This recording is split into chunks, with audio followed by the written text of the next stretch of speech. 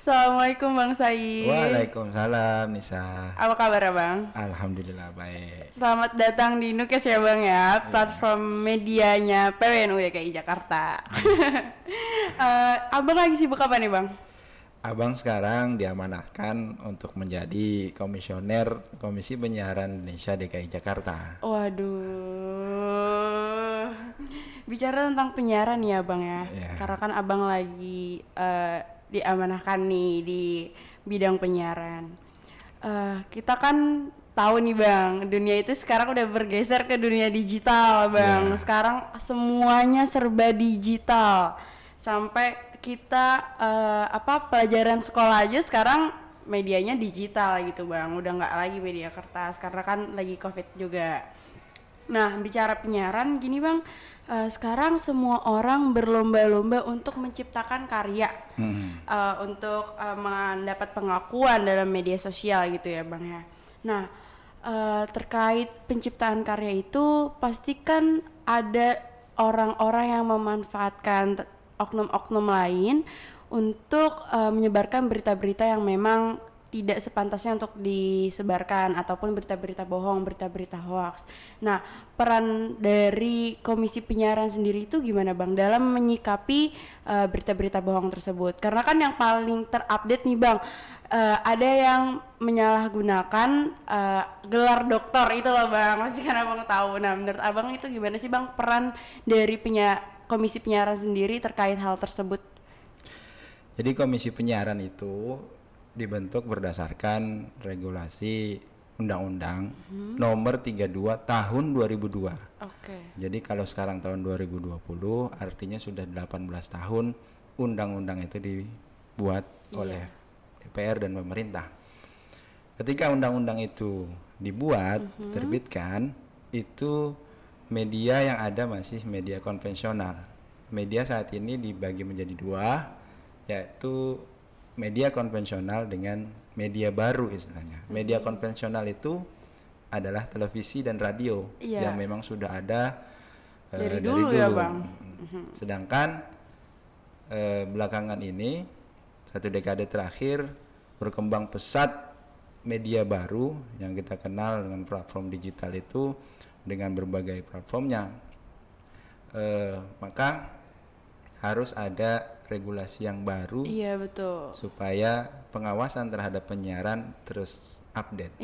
Selayaknya hukum juga ya kan Bang. Lalu menurut survei terakhir bahwa intensitas generasi milenial dalam menonton televisi itu menurun. Mendengarkan radio apalagi. Sekarang orang mendengarkan radio ketika di mobil aja ya. Tapi jauh lebih banyak durasinya generasi milenial menikmati informasi, mendapatkan informasi, mencari informasi itu dari media digital dengan media baru. Hampir tidak pernah lepas sekarang ini seseorang dari gadgetnya. Betul. Dari mulai bangun tidur kemudian aktivitas, perjalanan, sampai terakhir sebelum tidur yang dipegang adalah gadgetnya. Betul Bang. Kemudian fenomena hoax yang dulunya banyak beredar di media konvensional, di televisi dan radio, ada berita-berita news atau infotainment yang sifatnya hoax, sekarang mulai bergeser.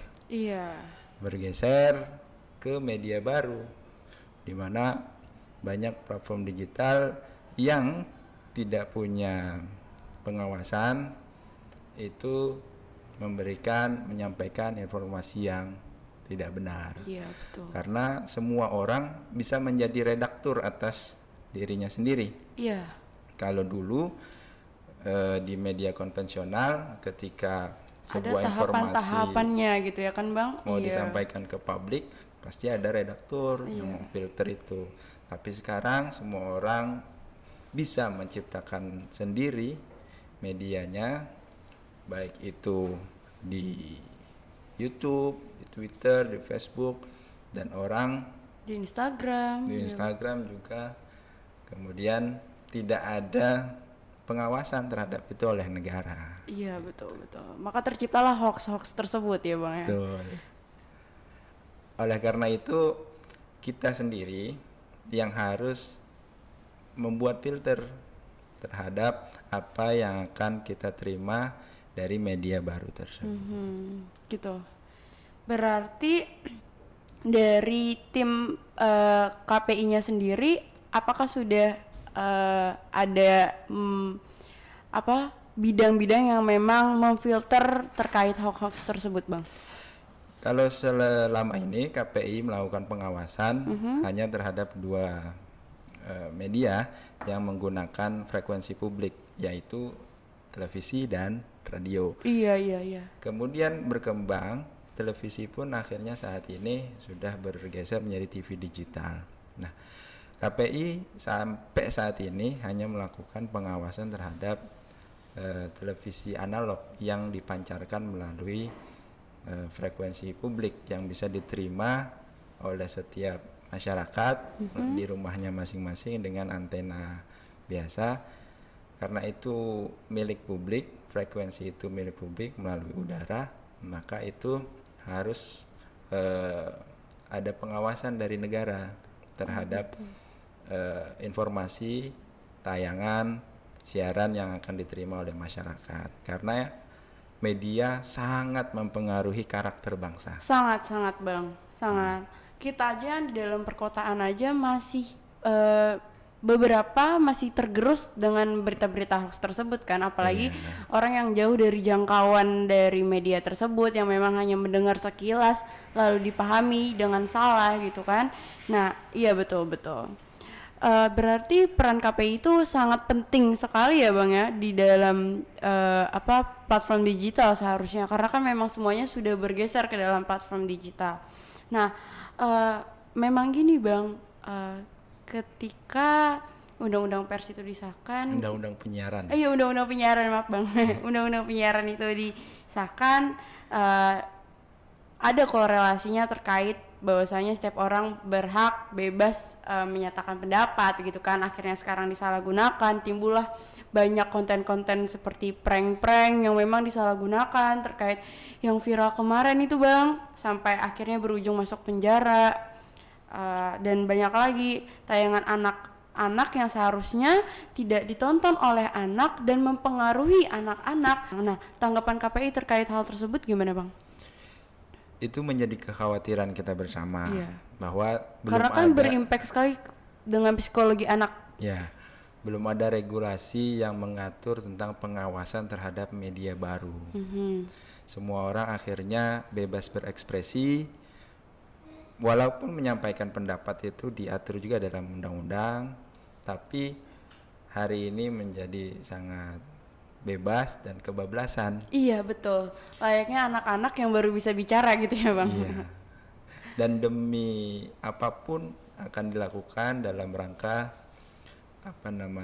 meningkatkan identitas diri seseorang, semakin dikenal walaupun dengan cara-cara yang tidak etis, melanggar etika, melanggar akhlak, akhirnya mengekspos dirinya sendiri, melakukan kegiatan yang di luar batas kewajaran, tapi dalam rangka mencari perhatian, mencari perhatian publik, maka itu dilakukan saja oleh banyak orang. Nah, itulah yang perlu kita antisipasi. Setiap kita harus punya filter terhadap apa yang kita lihat di media baru. Oke. Nah, bicara tentang pekerjaan bidang Abang nih Bang, kira-kira dinamika yang Abang lalui saat menjadi komisioner KPI itu sendiri apa Bang?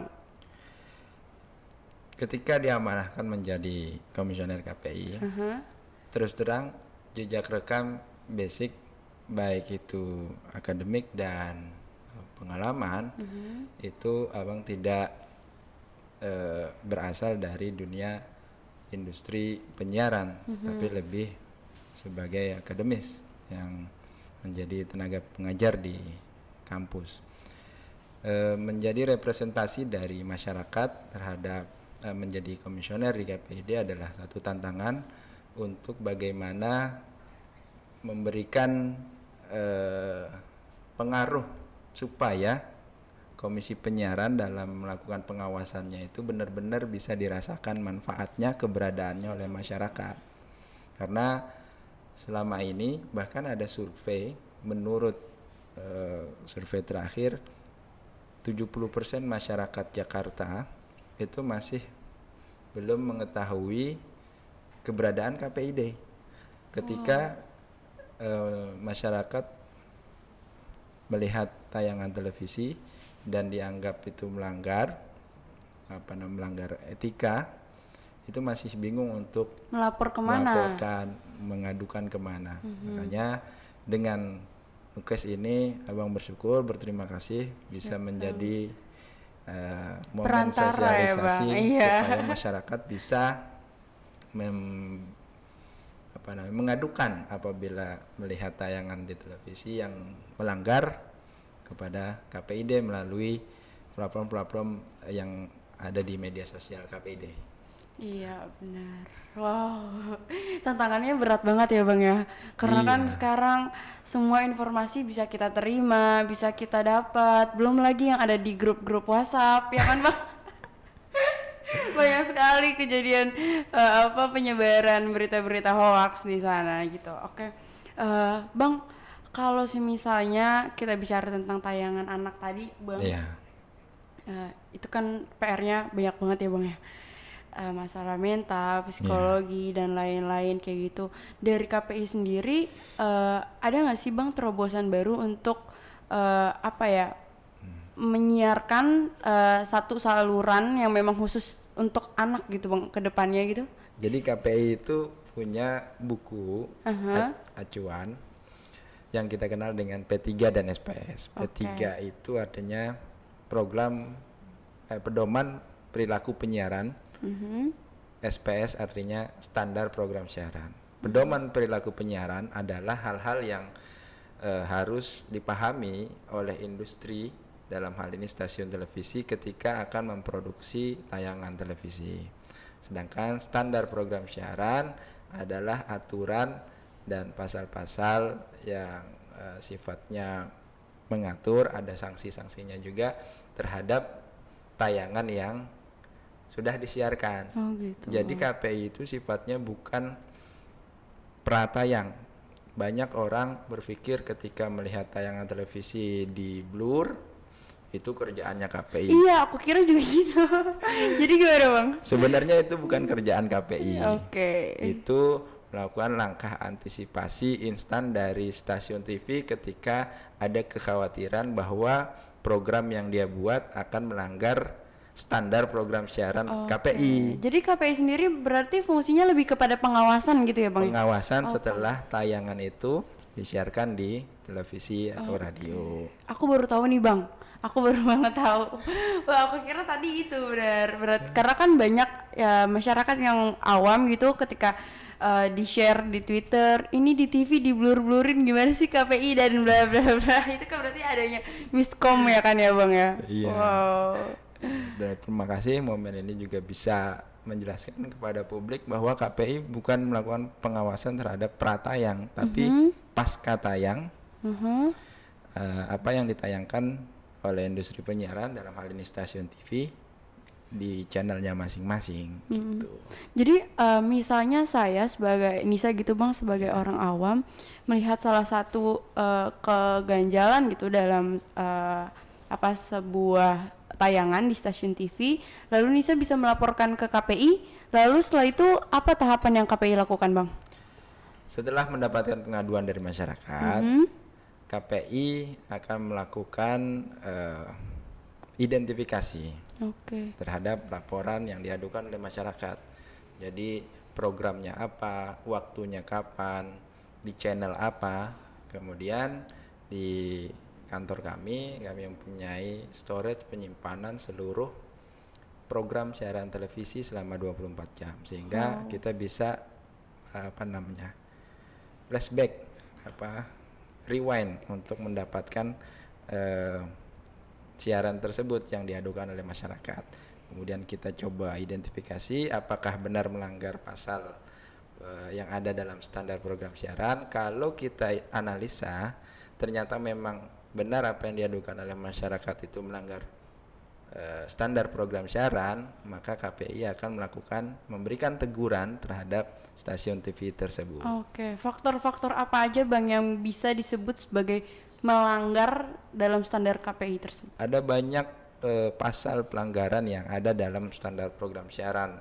Salah satunya contohnya adalah pornografi, kemudian eksploitasi anak, kemudian verbal abuse atau menghina seseorang. Misalkan di tayangan variety show seringkali hostnya itu mungkin bercanda tapi dalam pandangan kita terlalu berlebihan. Nah itu akan menjadi kita identifikasi apakah itu benar-benar melanggar atau tidak. Gitu. Oke, karena kan memang sensitif sekali ya Bang ya.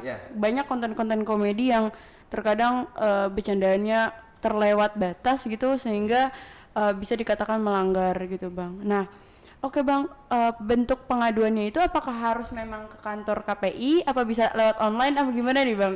Pengaduan masyarakat hari ini sangat mudah, bisa dilakukan lewat media sosial milik KPI. Ada di Instagram, ada di fanpage Facebook, ada di Twitter, dan sebagainya. Wow, keren. Jadi memang memudahkan masyarakat ya Bang ya? Iya, wow. Asal masyarakat mencatat programnya apa, di channel apa, jam berapa, hari apa, sehingga kami bisa men-tracking siaran tersebut. Gitu. Oke. Kalau lebih bagus lagi ada capture, ada foto. Bukti-bukti ya Bang. Gitu. Wow, aku juga aku kan kenal Abang lumayan lama dan aku tahu backgroundnya Abang. Terus sekarang Abang ada di dunia penyiaran, keren banget Bang. Dulu di kampus ya. Iya. Abang, terus gimana Bang? Kalau misalnya bisa nggak sih Bang teman-teman yang anak-anak muda zaman sekarang nih mendaftarkan diri untuk andil di dalam KPI? Apakah ada program-program dari KPI sendiri yang mengajak anak-anak muda untuk bekerja sama dengan KPI? Ya, KPI banyak melakukan kegiatan sosialisasi dan juga edukasi tentang bagaimana menjadi penonton cerdas. Kemudian juga KPI memiliki kegiatan yang namanya sekolah P3SPS. Sekolah P3SPS itu adalah standar di mana seseorang sudah kalau lulus dari sekolah tersebut dia bisa mendapatkan sertifikat dan bisa mendapatkan mudahan akses kalau mau berkarir di dunia industri. Karena dia sudah lulus dari sekolahnya KPI. Sekolahnya berapa lama tuh Bang? Sekolahnya 3 hari. Oh 3 hari. Kayak seminar ya Bang? Iya. Terus? Setelah itu KPI juga terus melakukan sosialisasi edukasi terhadap orang-orang yang bekerja di dunia industri penyiaran, sehingga walaupun ada regenerasi di dunia industri, misalkan di stasiun TV ini ada regenerasi, dia tetap bisa memahami standar program siaran yang harus dipatuhi oleh orang-orang di industri penyiaran. Berarti terkait konten bagaimana cara menjadi penonton cerdas itu disosialisasikan ke seluruh Indonesia ya Bang? Iya. Wow. Ada di kita KPI Goes to Campus, KPI Goes to School, juga bekerja sama dengan ormas-ormas, dengan majelis-majelis taklim. Gitu. Wow, berarti penyebaran sosialisasi KPI sendiri memang sudah efektif sekali ya Bang? Iya. Awal tahun sampai bulan 3 kemarin kita tetap melakukan kegiatan, hanya ketika ada PSBB dibatasi, tidak boleh mengumpulkan massa banyak, kita tetap melakukan sosialisasi dengan metode virtual. Zoom Bang? Iya lewat Zoom. Okay. Jadi bulan ini kita akan kerjasama dengan kampus UIN Ciputat dan terus akan sustainable berlanjut dengan kampus-kampus yang lain. Oh berarti perdana nanti ada di kampus UIN Ciputat? ya bukan perdana tapi perdana setelah setelah COVID-19 pandemi. Oke, berarti buat teman-teman Ciputat nantikan kehadiran KPI. Iya. Terutama teman-teman mahasiswa yang ada di Fakultas Ilmu Komunikasi atau di program studi broadcast itu. Oh, yang selaras ya, Bang. Ya. Oke. Nisa di hukum ya? Iya, Bang, beda. Sama, soalnya kan dulu kita sama orang hukum. Oke, Bang. Wah, bicara dunia penyiaran emang luas banget ya, Bang. Ya. Aduh, dinamikanya juga sangat tinggi, terus juga orang-orang yang bekerja di dalam dunia penyiaran juga. Ini kan informasi 24 jam nonstop berputar, ada lagi yang baru, ada lagi yang baru. Gimana apapun yang terjadi di belahan dunia saat ini sudah bisa langsung kita akses informasinya secepat notifikasi yang timbul di handphone kita. Iya, tapi handphone saya nggak ada notifikasinya nih, Bang. Notifikasi WhatsApp. Terus gimana, Bang? Kalau di dalam KPI sendiri gitu, Bang, apa aja yang dilakukan KPI program-programnya terkait selain yang tadi, Bang? Apakah ada program-program andalan dari KPI yang hari ini masih terus dilakukan sama KPI? Ya. Selain terkait penanganan itu, Bang, media digital yang hari ini makin meluas dan makin melebar dan makin kotor juga, Bang. Ya, KPI sampai saat ini terus melakukan diskusi dengan banyak stakeholder terhadap fenomena media baru yang begitu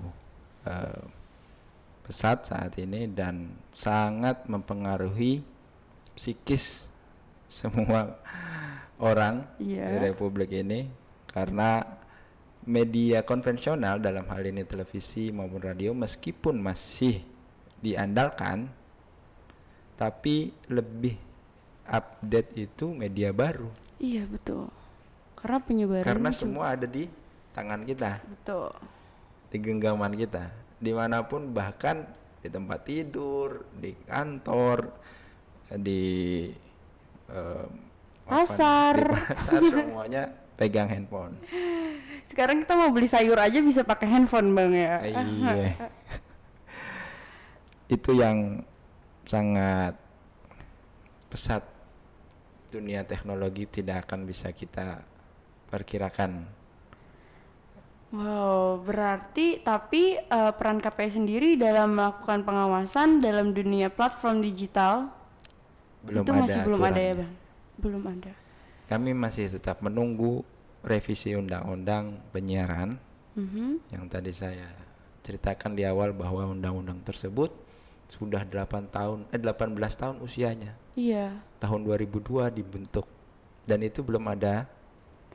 Iya, perubahan ya, Bang. Belum ada Facebook, belum ada Twitter, belum ada YouTube. Masih zamannya Friendster udah ada belum ya? Zaman 2002. Waduh, aku aja baru 3 tahun, Bang. Sehingga kami anggap ya sudah usang aturan regulasi pengawasan dunia penyiaran di negeri. Sudah sampai sejauh apa, Bang? Terkait draft revisinya atau apa? Draftnya sudah masuk. Tiap tahun bahkan masuk prolegnas. Prolegnas itu adalah program legislasi nasional di DPR. Tapi belum ada kepastian kapan akan dibahas serius oleh para anggota DPR. Iya, ini yang menjadi evaluasi ya, Bang. Giliran undang-undang Omnibus Law itu cepat naiknya, tapi undang-undang yang kayak penghapusan kekerasan seksual, undang-undang penyiaran lagi-lagi menjadi nomor belakang untuk mereka. Padahal banyak banget ya, Bang, apa pasal-pasal yang memang diperjuangkan dalam undang-undang penyiaran yang baru, Bang? Pasal-pasal yang banyak akan mempengaruhi perubahan adalah bahwa nantinya kita akan berubah menjadi dari konvensional, dari analog menjadi digital. Kalau perubahan digital sudah diatur, maka pengawasan KPI juga akan meluas, bukan hanya TV analog. TV analog itu TV yang kita bisa saksikan di rumah saat ini, tapi TV digital, tapi juga pengawasan terhadap TV digital. TV digital itu yang sudah juga banyak berkembang. Oh gitu, berarti ketika nantinya ada sesuatu yang menyeleweng dari platform digital itu bisa langsung dilaporkan kepada KPI ya Bang? Iya. Wah itu padahal bagus banget ya Bang. Menurut kita bagus, mungkin menurut sebagian orang masih belum terlalu prioritas. Betul. Oke. Ya udah, makasih banyak Bang Said untuk ngobrol-ngobrolnya. Aku jadi tahu Bang terkait fungsi dari KPI sendiri, terus juga program-program yang menjadi program andalan KPI. Makasih banyak Bang Said. Kira-kira apa harapan Bang Said untuk kawan-kawan, untuk teman-teman Nukes sendiri? Coba dikasih tahu sama Bang Said. Pertama, saya berterima kasih betul diberikan kesempatan, bersyukur bisa duduk bareng di Nukes ini bersama Nisa. Sehingga bisa menyampaikan, mensosialisasikan program kerja KPI, tugas, fungsi, dan wewenangnya. Saya berharap teman-teman terus bisa berekspresi, tentu dengan koridor yang tidak melanggar batas. Dengan membuat program-program seperti ini kan luar biasa, dan lebih banyak lagi tokoh-tokoh yang bisa dihadirkan di sini. Amin, amin, amin, amin, dengan amin. Masing-masing basic profilnya. Kalau sekarang bicara dunia penyiaran, besok harus di dunia ada yang bicara dunia hukum, kedokteran, ekonomi. Amin, amin, amin. Jadi semua sektor kebijakan publik di negeri ini bisa kita ketahui agar bisa menjadi pelajaran bagi kita semua generasi muda NU. Gitu. Amin. Makasih banyak Bang Said. Sampai ketemu lagi ya Bang. Assalamualaikum warahmatullahi wabarakatuh. Waalaikumsalam.